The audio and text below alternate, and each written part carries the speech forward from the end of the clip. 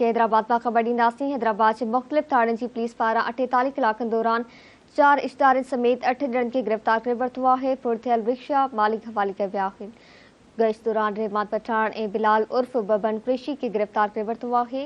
ख़बर अवां सां हैदराबाद में शेयर कयूं पिया। हैदराबाद जे मुख़्तलिफ़ थाणनि जी पुलिस पारां 48 कलाकनि दौरान 4 इश्तिहारियुनि समेत 8 ॼणनि खे गिरफ़्तार कयो वियो आहे।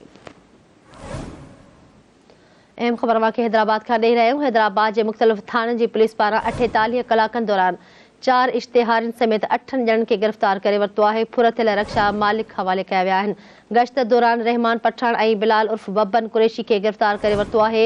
ए सेक्शन पुलिस जो चवणु आहे त इंडस CNGs वटां इश्तिहारी जाबदार अरशद उर्फ अछू सोलंकी खे सोघो कयो वियो। नसीम नगर पुलिस जो चवणु आहे त सेंट मेरी चौक तौर रूपोश जाबदार सईद अहमद उर्फ पप्पू खे गिरफ़्तार कयो आहे। सिटी पुलिस जो इहो चवणु आहे। इन जा वधीक तफ़सील मालूम कंदासीं। हैदराबाद खां धरती TV न्यूज़ जो रिपोर्टर शबीर अबड़ो लाइन ते मौजूद है। जी शबीर अबड़ो, आगाह कजो। 48 कलाकनि दौरान 4 इश्तिहारी ॾोहारनि समेत 8 ॼणनि खे गिरफ़्तार करे वरितो आहे। जॾहिं त फुर थियल रक्षा मालिक हवाले कयो वियो आहे। उन हवाले सां ए सेक्शन पुलिस मूजिबि गश्त दौरान रहमान पठान ऐं बिलाल उर्फ बबन कुरैशी खे गिरफ़्तार करे वरितो आहे। नसीम नगर पुलिस मूजिबि इंडस CNG वटां इश्तिहारी जवाबदार अरशद उर्फ अछू सोलंकी खे सोघो कयो वियो आहे। सिटी पुलिस जी दावा आहे त उन्हनि सेंट मेरी चौक तां रूपोश जवाबदार सईद अहमद उर्फ पप्पू खे गिरफ़्तार कयो आहे। हुसिड़ी पुलिस जो चवणु आहे त मोरी वटां रशिंग कोहली खे 10 लीटर कचे शराब समेत गिरफ़्तार कयो आहे।